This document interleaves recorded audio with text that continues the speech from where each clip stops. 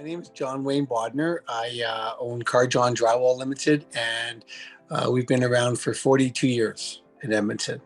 I'm a big stickler for what happened with COVID to realize and recognize as an owner of a company that staff is hurting. And if you don't ask what's going on and how you're doing, you'll never hear, and it's too late after that because I'll go into a lot of problems can come from it. One of the things that we've done is I ride for children's mental health. It opened up a lot of doors at my company to a lot of my trades, knowing that, listen, I'm talking about mental health, and that started 3 years ago in 2019. I guess now 4 years ago, and it really helped open the door on a lot of levels, and which was really good because a lot of guys, men, women, wouldn't talk about it.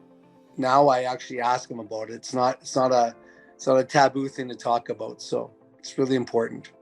What we've done is for initiatives is we've had all the staff and all the trades come up with things that others might be suffering from that we could actually talk about and have a forum, a text string between my staff and I, with almost like an open door policy. If you got something on your mind you want to share with me directly, you can.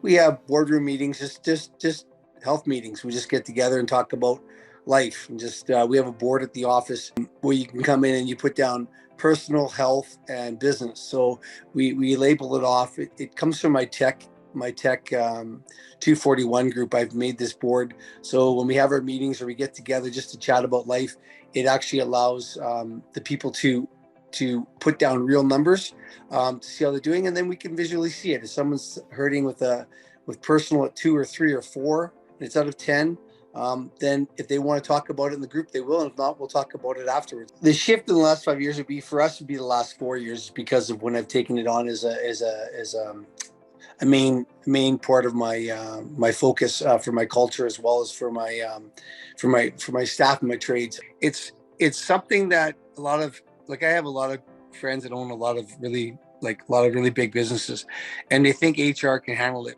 But you're almost looking at a mental health leader. I would call that person to come into your company to direct the company in the right direction. It's definitely prevalent in my industry. I know what it's like in the window industry. I know what it's like in the trucking industry. I know what it's like in the house building industry. And they're not there yet. And they need to get a hold of it. They need to grip it. They need to accept it. And they all have, but they need to do more than just accept. They need to actually put action behind it.